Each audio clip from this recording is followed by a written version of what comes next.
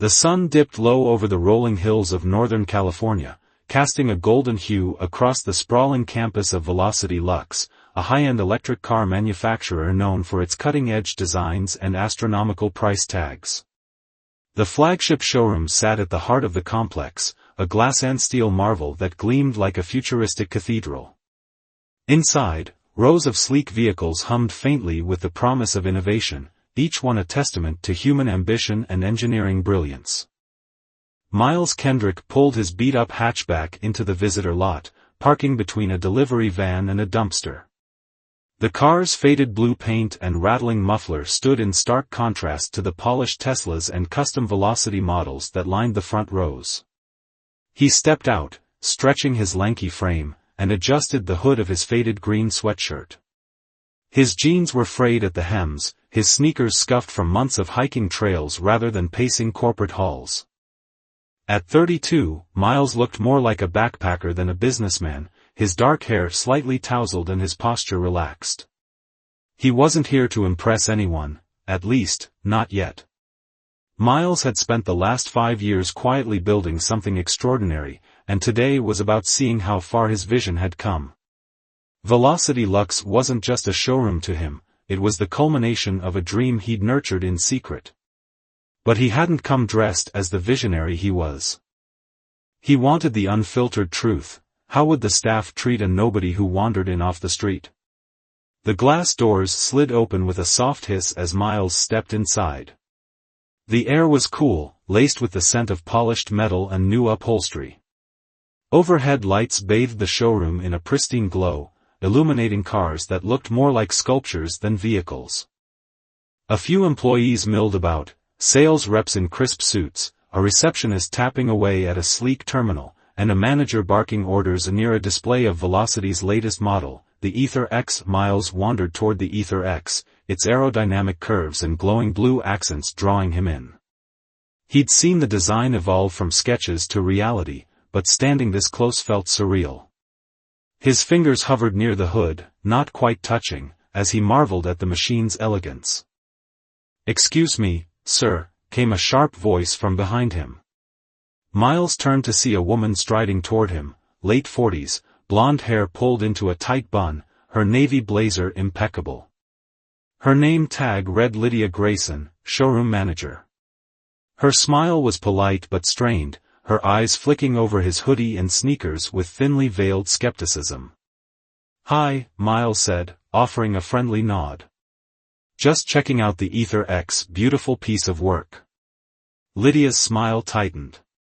"Yes, it is. One of a kind, really. Are you here with someone?" Her tone carried a subtle implication, he didn't belong. "Nope, just me," Miles replied, hands slipping into his pockets. "Thought I'd drop by, see what all the hype's about." Her gaze lingered on his casual attire, her posture stiffening. "Well, this isn't exactly a walk-in kind of place. The Ether X starts at $250,000, and we typically work with pre-approved clients. Are you familiar with our reservation process?" Miles tilted his head, unfazed. "Not really. I just wanted to take a look. Maybe ask a few questions." Lydia's lips pursed. "Questions are fine, but we're quite busy today. If you're not here to discuss a purchase, I'd suggest browsing our website instead. It's got all the specs." She gestured toward the exit, her tone clipped but professional. Miles chuckled softly. "Fair enough. Mind if I stick around a bit longer, though? I'm curious about the battery tech. Heard it's next level." Her eyes narrowed, a flicker of irritation breaking through her composure. "It's proprietary, I'm afraid. Not something we discuss casually. Look, I don't mean to be rude, but we cater to a specific clientele here. If you're not serious about buying, I'll have to ask you to." "Lydia." A voice interrupted from across the showroom. A younger employee waved her over, holding a tablet. "The VIP group's arriving in 10. They want a full tour." Lydia exhaled sharply, glancing back at Miles. Stay if you must, but please don't touch anything. These aren't toys. She turned on her heel and marched off, leaving Miles standing alone by the Ether X. He watched her go, his expression calm but his mind racing. Proprietary tech? He almost laughed. He'd spent sleepless nights perfecting that battery system, every cell, every connection born from his own hands. 5 years ago, Miles had been a broke engineer with a wild idea, a battery that could triple the range of any electric vehicle without adding weight. He'd pitched it to Velocity's founders in a dingy coffee shop, scribbling equations on napkins. They'd taken a chance on him, and now his invention powered every car in this room. But no one here knew that. To them, he was just some guy in a hoodie, out of place among the elite. And that was exactly how he wanted it, for now. Miles wandered deeper into the showroom, weaving between displays. Employees cast sidelong glances, their whispers barely audible over the hum of the air conditioning. He overheard snippets. Who's that guy? Probably lost. Lydia's gonna flip if he lingers. He stopped by a wall of awards, plaques celebrating Velocity's rise to prominence. One caught his eye, Innovation of the Year, 2023, Revolutionary Battery Design. No name attached, just the company logo. Miles smiled faintly. Anonymity had been part of the deal, he'd sold the patent cheap, taking equity instead. A gamble that had paid off beyond his wildest dreams. Sir, Lydia's voice cut through his thoughts again. She'd returned, her patience visibly fraying. I really must insist. We've got a busy schedule, Anne. Got it, Miles said, raising a hand. I'll keep it quick. One question, though, who designed the Ether X's power system? Lydia blinked, caught off guard. That's not public information. Why do you ask? Just curious, he said, shrugging. Seems like a genius move. Thought I'd give credit where it's due. She stared at him, suspicion creeping into her gaze. It's a team effort. Now, if you'll excuse me. Team effort, Miles repeated, nodding. Good to know. He turned away, strolling toward the exit, but not before catching the flicker of unease in her eyes. Outside, the evening air was warm, the sky streaked with orange and pink. Miles leaned against his hatchback, pulling out his phone. He scrolled to a contact labeled Eleanor Vance, CEO, and typed a quick message, at the showroom. Interesting welcome. Call me when you're free. He hit send, then glanced back at the glass facade of Velocity Lux. Lydia thought she'd sized him up, some drifter wasting her time. She had no idea who she'd just dismissed. Miles Kendrick wasn't just a visitor. He was the silent partner who owned 40% of the company, the unsung genius behind its success. And tomorrow, when the board arrived for their annual review, she'd find out the hard way. For now, though, he'd let her stew. The real show was just beginning. The next morning dawned crisp and clear, the California sun already warming the asphalt as Miles Kendrick pulled back into the Velocity Lux lot. He parked in the same unassuming spot, stepping out in the same green hoodie and jeans. Today, though, his stride carried a quiet purpose. The board meeting was scheduled for noon, and Eleanor Vance, Velocity's CEO, had texted him at dawn, meet me at 11. We'll walk in together. Can't wait to see their faces. Miles grinned at the thought. Eleanor had been his biggest ally from the start, a no-nonsense leader who'd seen potential in his napkin sketches when everyone else laughed him off. She'd kept his involvement under wraps, partly because he'd asked her to, partly because it suited her flair for the dramatic. Today, that secrecy would unravel. Inside the showroom, the atmosphere buzzed with anticipation. Staff scurried about, polishing already spotless cars and arranging a refreshments table for the board's arrival. Miles slipped through the doors unnoticed, blending into the chaos. He spotted Lydia near the Ether X, directing 2 sales reps with clipped efficiency. Her blazer was pristine, her expression all business, until she saw him. Her eyes narrowed, and she marched over, clipboard in hand. "You again," she said, voice low but sharp. "I thought I made myself clear yesterday. This isn't a public gallery." Miles met her gaze, unflinching. "Morning to you too. Just here to look around again." "That a problem?" "Yes, it is," she snapped, stepping closer. "We've got a major event today, VIPs, board members. I don't have time for whatever this is. If you're not leaving, I'll call security." "Security?" Miles raised an eyebrow, a faint smile tugging at his lips. "That's a bold move. Sure you want to go there?" Lydia's face flushed with frustration. "Don't test me. I don't know what you're after, but this stops now. Out." She pointed to the door, her tone final.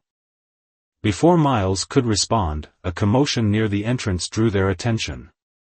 The glass doors slid open, and Eleanor Vance strode in, tall, silver-haired, and radiating authority in a tailored gray suit. Behind her trailed the board, 6 impeccably dressed men and women, their murmurs filling the room. The staff snapped to attention, Lydia included, her posture shifting from confrontational to deferential in an instant. Miles stepped back, hands in his pockets, watching the scene unfold. Eleanor's eyes scanned the room, landing on him with a knowing glint. She excused herself from the group and approached, her heels clicking softly against the tile. "Miles," she said warmly, extending a hand. "Right on time." Lydia froze, her clipboard slipping slightly in her grip. "Wait, you know him?" she blurted, her voice a mix of confusion and alarm. Eleanor turned to her, one eyebrow arched. "Know him?" "Lydia, this is Miles Kendrick. Our co-founder and largest shareholder. I assume you've met?" The color drained from Lydia's face. She opened her mouth, then closed it, her eyes darting between Eleanor and Miles. "Co-founder," she echoed faintly. Miles offered a casual shrug. "Didn't come up yesterday. You were pretty busy telling me about your clientele." A ripple of silence spread through the showroom as staff and board members alike turned to watch. Lydia's composure cracked, her hands trembling slightly. I didn't realize. I thought. You thought I didn't belong," Miles finished, his tone even but firm. "Happens a lot. No hard feelings." Eleanor's lips twitched, suppressing a smile. "Lydia manages this location brilliantly, usually. I'm sure this was just a misunderstanding." She clapped Miles on the shoulder. "Come on, let's get you briefed before the meeting." As they walked away, Miles glanced back at Lydia. She stood rooted to the spot, her clipboard clutched like a lifeline, her world clearly tilting off its axis. He didn't revel in her discomfort, he'd been misjudged too many times to take pleasure in it. But he couldn't deny the satisfaction of the moment. In the boardroom, Eleanor filled him in, sales were up 30% thanks to his battery tech, and the Ether X had a 6-month waitlist. The board wanted to expand, and they needed his input. Miles listened, nodding, but his mind lingered on Lydia's reaction. She'd assumed he was nothing because he didn't fit the mold. How many others had she dismissed the same way? After the meeting, he found her near the refreshments table, staring blankly at a tray of pastries. "Hey," he said, keeping his tone light. "We good?" Lydia looked up, startled. "Mr. Kendrick, I'm so sorry. I had no idea who you were. I should've." "Call me Miles," he interrupted. "And don't sweat it. You were doing your job. Just, maybe ease up on the gatekeeping next time. You never know who's walking through that door." She nodded, still flustered. "I will. I promise." "Good," he said, grabbing a croissant. Because I'm sticking around. Got a feeling this place could use a fresh perspective. As he walked away, Miles felt the weight of the day settle in, not just the reveal, but the reminder of why he'd stayed invisible so long. Success didn't need a suit or a spotlight. It needed results. And he'd built plenty of those. Over the next week, Miles became a fixture at Velocity Luxe, not as a figurehead, but as a quiet observer. He traded his hatchback for a company loaner, still nothing flashy, a hybrid SUV, but kept the hoodie. The staff adjusted slowly, their initial wariness giving way to curiosity. Word of his identity had spread, and with it, a mix of awe and unease. Lydia, to her credit, took his advice to heart. She greeted him daily with a tentative smile, her clipboard less a shield and more a tool. Miles noticed her softening with other walk-ins too, less judgment, more questions. It wasn't a complete transformation, but it was a start. One afternoon, he overheard a conversation that stopped him cold. Two sales reps, lounging by a coffee machine, were dissecting his reveal. "Guy's a millionaire, maybe a billionaire, and he dresses like that," one said, incredulous. "If I had that kind of cash, I'd roll up in a custom ether." "Maybe he's just humble," the other replied. "Or weird." Miles smirked, sipping his own coffee. Humble? Sure. Weird? Probably. But there was more to it. The hoodie wasn't a statement, it was armor. Growing up, he'd been the kid with hand-me-downs, mocked for dreaming big. Staying low-key kept him grounded, reminded him where he'd started. That day, he decided to shake things up. He approached Lydia with an idea, an open house. "No pre-approvals, no VIP list," he said. "Just let people in, anyone who's curious. Show them what we're about." Lydia hesitated. "That's unconventional. Our brand's built on exclusivity." "Exclusivity's great," Miles countered, "but so is inspiration. Give folks a chance to dream. That's how I got here." She relented, and the event was set for Saturday. Miles spent the week prepping, not just logistics, but a surprise. He'd been tinkering in his garage, refining a prototype, a smaller, affordable battery pack. Not for the Ether X, but for a new model, one regular people could buy. He pitched it to Eleanor, who greenlit it on the spot. "You're full of twists, Kendrick," she'd said, laughing. Saturday arrived, and the showroom buzzed with a different energy. Families, students, car enthusiasts, hundreds poured in, many in casual clothes like Miles. Lydia worked the floor, her initial stiffness fading as she answered questions. Miles mingled too, chatting with a mechanic about torque, a kid about horsepower. Then came the reveal. At noon, he took the stage, a makeshift platform by the Ether X, and unveiled the prototype. "This," he said, holding up the compact battery, "is for the future. A car you don't need to be a millionaire to drive. We're calling it the Horizon." The crowd erupted, cameras flashing. Lydia, standing off stage, looked stunned but impressed. Afterward, she pulled him aside. "You're changing everything," she said, almost accusingly. "Hope so," Miles replied. "That's the point." The open house didn't just boost morale, it sparked a shift. Velocity's social media exploded with praise, and pre-orders for the Horizon trickled in before it even existed. Miles had proven his hunch, people didn't just want luxury, they wanted possibility. Months later, Velocity Luxe was unrecognizable, not in its sleek design, but in its soul. The Horizon launched to rave reviews, outselling the Ether X in pre-orders.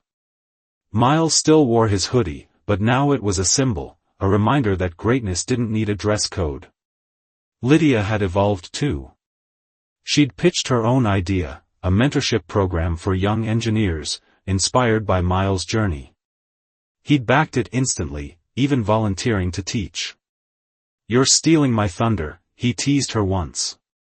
She'd laughed, the first real laugh he'd heard from her. One evening, as the sun set over the showroom, Miles stood by the Horizon display, watching a family test-sit the car. A boy, maybe 10, grinned from the driver's seat, pretending to steer. Miles crouched beside him. "What do you think?" "It's awesome," the kid said. "Can I make one someday?" "You can do anything," Miles told him. "Start with a crazy idea. That's all it takes." Driving home that night, Miles reflected on the twist of it all. He'd walked into Velocity Luxe to test them, and himself. What he'd found was a chance to rewrite the rules. Not just for him, but for everyone who'd ever been underestimated. The road ahead stretched wide and open, and for the first time, Miles felt like he'd truly arrived, not as a secret owner, but as a trailblazer who dared to dream out loud.